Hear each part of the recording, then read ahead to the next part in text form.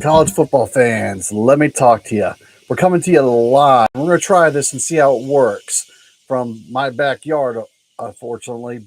So some days we'll be at stadiums, some days we'll be here at the home office, if you will. So this is college football week 0. This is the coach and crew show. Some weeks, like week 0, it's just going to be me. Other weeks, we're going to have special guests joining us to watch and enjoy and preview week by week of each and every college football season or weekday as well. So, small tap on week 0 just to get us our taste buds wet and for us to enjoy it and to preview out what's coming forward of the week that is. We're going to have different segments throughout, and we're going to end it always with our game picks. I sent it out to the Crew Nation. You responded back. I will share feedback if I can figure out how. If not, I will just speak it to you. So different technologies, different devices. We'll see how it works and go from there. All right, that's enough of that. For those who don't know me, my name is Charlie Kraus. So please make sure you are following me back. I'm on 5 different platforms. You can see me on the Coach and Crew Show on Facebook, on YouTube, Coach Crew Show, Twitter at Coach Crew Show, Instagram, same thing, Coach Crew Show. And then lastly, even TikTok. 4 of them I can be all tricky with. And then TikTok is its own beast. I've learned the TikTok police don't like how I can do my videos, and they get me in trouble with the TikTok law. So that has to be its own separate platform and own separate beast, unfortunately. We'll see how that turns out in the long run. Until then, let's get started. Let's roll. All right, here is my preseason top 25 for those of you who have not seen my videos and commented below and enjoyed my videos so far this season. Coming in at number 25 on the season, preseason obviously, is going to be Boise State. I just like the Broncos. I think they're going to be contending for that New Year's Six spot, and not just that. Obviously, probably one of the main contenders in the Mountain West. At number 24, the Iowa Hawkeyes. I see them finally getting a quarterback with McNamara coming over from Michigan and put the top, a top 5 defense in that mix as well. At number 23, Western Kentucky. Yes, I'm well aware that their offensive coordinator and guru has left. Having said that, these guys are still loaded. They should be the front runner for Conference USA. At 22, I got the Pitt Panthers. That might be a little bit of stretch for most people, but I like what Pat Narduzzi's doing there. I like Frank Signetti as their offensive coordinator, and that defense is just reloads every single year. At 21, Texas Tech. I think this could be the surprise team of the Big 12. I'm not saying they're going to win the entire Big 12, but I just think they're going to be the surprise team of the Big 12. At number 20, I've heard some feedback from when I did my top 25 countdown initially, is UCLA. And a lot of people were like, hey, thanks for including us. We deserve more respect than we're getting. Well, I'm giving you the respect. I've got you at top 20. Next week, we'll talk more about you. At number 19, from College Station, I got Texas A&M. I know. And I saw an interview with Brad Nessler earlier, and phenomenal interview by Ness. But even he's questioning Bobby Petrino and Jimbo getting along. So we'll see how bad this blows up in my face or if it works. At 18, we got the Oregon Ducks. I'm a huge Bo Nix fan. That's all you need to know. At 17, Wisconsin. This is, I think, in 2 years, we might be putting them at the next line up. But right now, 17 is Wisconsin. At 16, Oklahoma. Last year in the Big 12. Let's see how it goes. Everybody knows my relationship with Ted Roof. At number 15, another defensive coordinator y'all know my relationship with, Gene Chizik. It's listen, North Carolina's got the offense. It's what can the defense do. At 14, we're going to talk about this team later, but Notre Dame. At 13, we got Utah. At 12, we got Washington. And now starting at the top 11, we got Penn State. Okay, inside my top 10, I've got Tennessee at number 10, and I've got Florida State at number 9. From 8 on down, I honestly believe in my heart and hearts, all 8 of these teams can easily win the national championship And all 8 of these teams could lose not just one, but 2 games this season. That's how wide open I think this year is. 8 to 1, 1 to 8. You can interchange them, and I'm fine with that. It's preseason rankings. Who cares? Okay? It's preseason. So here we go. Number 8, I have Ohio State. You can insert them anywhere from 8 to 1. At 7, I've got Texas. At 6, I've got Clemson. At 5, I've got USC. At 4, I've got Alabama. At 3, here's my surprise team of the SEC, LSU. We'll see. At number 2, Michigan. And my preseason number 1, until they're beaten, it's going to stay Georgia. Let's see if they reload every year. Let's see. My biggest question mark for Georgia is not a single player on the field. It's actually their offensive coordinator, Mike Bobo. We'll see how it goes. With him running the show now and calling the plays for the dogs. So I don't know how that's going to play out. We'll find out. Okay. Our first comment has come through. It is a beautiful morning for college football. It's BS hot, shall we say? Bat hot out there though. Woo hoo hoo. So, oh, ugly hat. No, this is Ole Miss. Hotty toddy, gosh almighty. All right. Hey, if you don't like the clothing I wear, please, Crew Nation, send it to me. I'll wear it. All right. I'm trying to support different programs each and every week of the season. So you'll see different stuff on me each and every week. For today, it's hotty toddy, gosh almighty. I'm not ringing a cowbell. I'm sorry, just not ringing a cowbell. All right. There's your top 25. Game of the day. There really isn't a true game of the day. But if there was a game of the day, I'm going to go overseas in Ireland, Notre Dame, Navy. If you watch the press conferences of both teams, and I'm sure you didn't, first thing you could tell is the difference of the setup. I mean, Notre Dame, they're in the full media room. They're in, I need more cowbells. Notre Dame's in the full press conference setup. They've got the media all in there. They've got the backdrop. And poor Navy. Come on, Rob Williams, where are you? Come on, you need to tell the Naval Academy to put the coach in front of an audience and not be on Zoom. And when you're on Zoom, folks, don't have the laptop lower. It looks right up your nose. We don't want to look up your nose, okay? So that was observation number 1. Observation number 2 is when both coaches talk about Sam Hartman, his leadership, and how much of an improvement he has made the Notre Dame offense. That's a huge telling point. Additionally, if he just transferred him from Wake Forest and he's already been voted on campus as a captain, that says a lot about the kid's leadership and ability. So he's been on the campus at best since January, maybe even since end of spring semester. And now he's already been voted captain as part of Notre Dame. All right, that's someone to watch for Saturday. And I think this will be a fun game to watch. I think the crowd and the ambience will be fun to watch. How many beer snakes can they make throughout? It will be fun to watch. Um, it's going to be, if anything else, will be a good show. I mean, Notre Dame should be a heavy favorite, but we'll see how the Notre Dame offense plays up against Navy's strength, the defense. I mean, I guess that just goes hand in hand. Nate, when you think of Navy, you think of national defense. All bad puns intended. So there you go for that. Now, what is going to be interesting is, those academy schools like to shorten the game. For those of you who don't know, the CFB rules have changed this year, and it's now like an NFL 2 minutes to go, where it's no longer stops after the first down. It's just a consecutive play. You got to either get out of bounds or spike that ball. How's that going to play? And when Navy likes to go for it on 4th and 2, like 90% of the time, they're going to shorten the game and shorten possessions. So if you usually get about 14 possessions a game, now you're looking at maybe like 12 or possibly even 11 possessions a game. You screw up even 1 or 2 of them, have to settle for a field goal for a third, and we're having a much different conversation.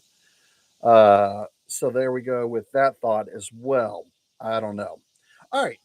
Hidden gem of the day. For those of you who do prop bets or just want someone fun to watch, or maybe a sleeper game to eye in on, whatever it is, we do embrace the wagering enthusiasts here on this show. So the hidden gem of the day is Curtis Rourke, quarterback, Ohio. Before he went out with an injury, he still had a good enough and performed well enough on the regular season to earn MAC Offensive Player of the Year last year. He still threw for over 3,200 yards, and he still threw for 25 TDs. He's playing San Diego State, who played middle of the pack defense last year in the Mountain West. I'm thinking this guy's going to put up some points. I'll share my game pick later, but I think Curtis Rourke could be a sleeper pick for you and a hidden gem to watch in tonight's game against San Diego State. Now, is there prop bets out there? I'm sure if he throws over X number of yards, you make your own choices on that. So just giving you a little tidbit of a hidden gem each segment. Okay, there we go with that. Moving on. Who are your number one bets? Whoo, whoo, whoo. So I polled a couple of people this morning before we went live, and I'll share mine. I'll share two others. Okay. Number one, myself. I'm going to go with the Irish. I think they can cover by 3 touchdowns. I believe the line is at 20 and a half. I'm going to take the Irish on my number one bet for covering the spread. All right. For those of you who don't know him, you'll meet him soon enough this season. The man they call Tantor. He's big on USC. Okay. So USC Trojans are like $1.5 million favorites. I don't know what it is. It was at one point like 38. Uh, he's taken USC to cover over San Jose State, which leads me to another irony because I don't know if it's his number one pick or not, but I believe Byron, when submitting his, said he likes San Jose State to cover.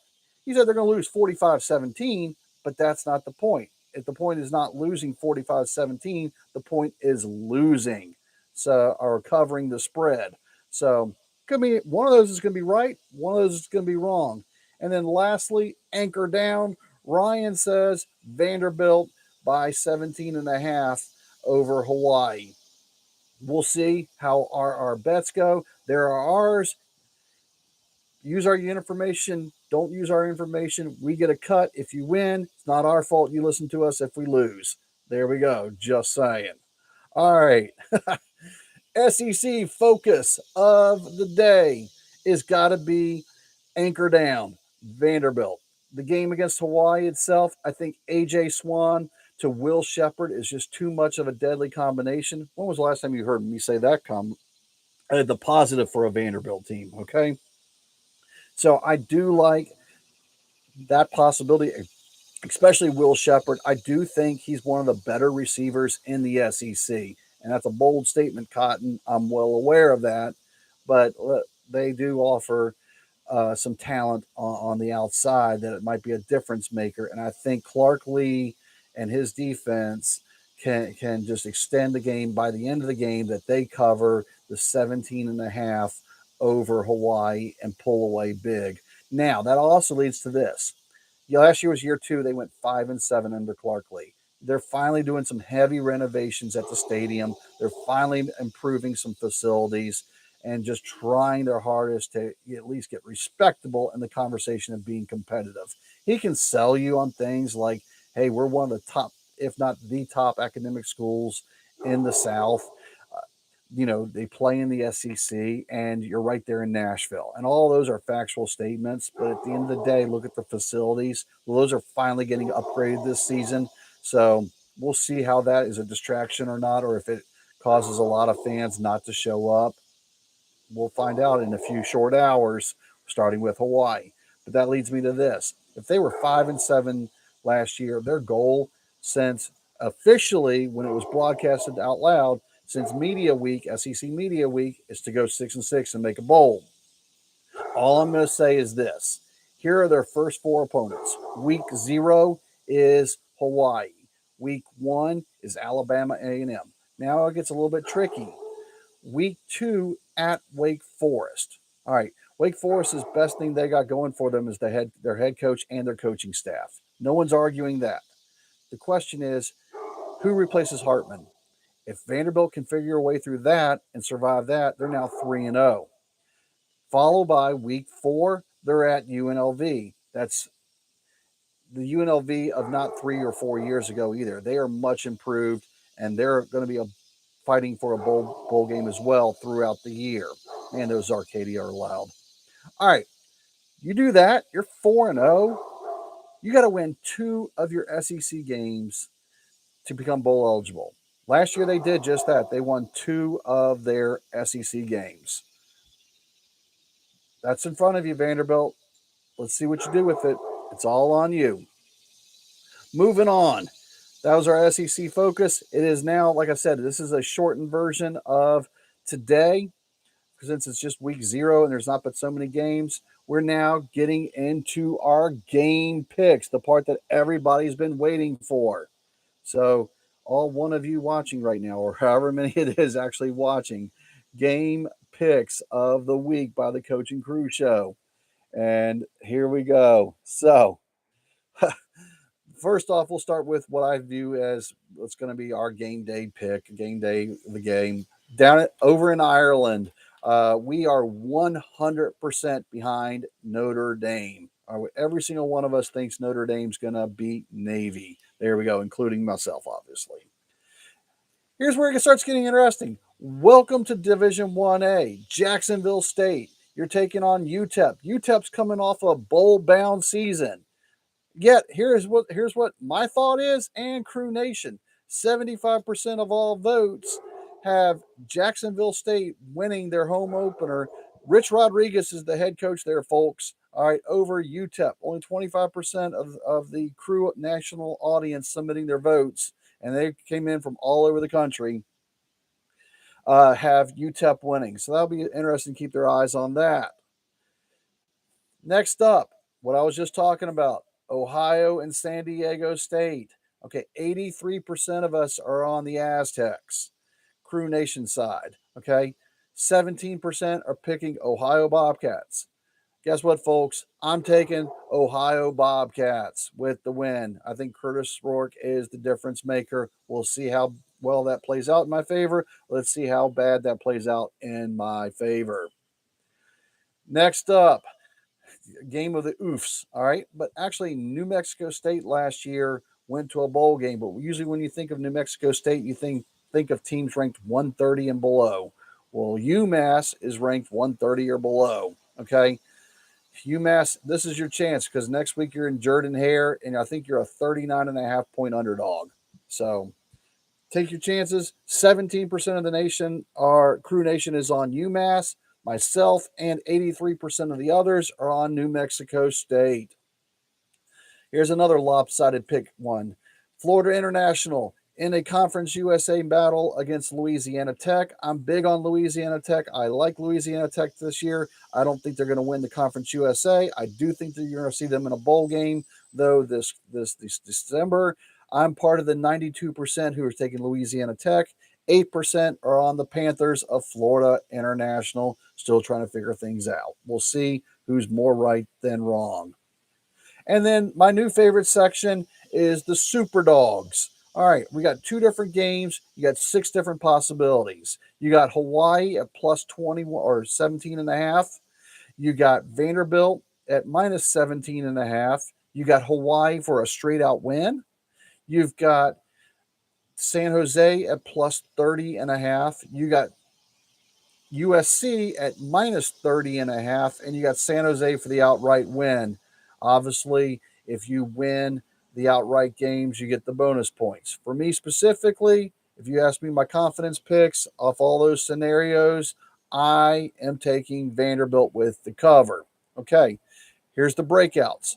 Hawaii winning, covering the spread. 17% of the Crew Nation said that. Vanderbilt covering the spread, 25%. And you only get 1 vote for any of the 6, okay? So all of these should, in theory, add up to 100%. 0% people said both Hawaii and San Jose State would win out. So nobody's saying there's a major upset, okay?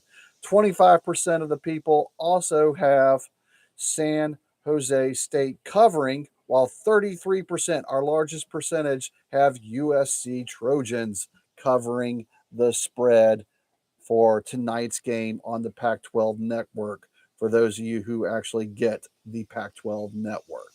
All right, folks, there we have it. There is the Coach and Crew Show live week one. Thanks for watching. Thanks for commenting. If you're playing it back later, thank you. Make sure you're following us on all 5 different platforms. Comment away, hit the like button, and we'll see you on our recap show later this week. If you want to submit your picks, look for those coming out as early as tomorrow for week one.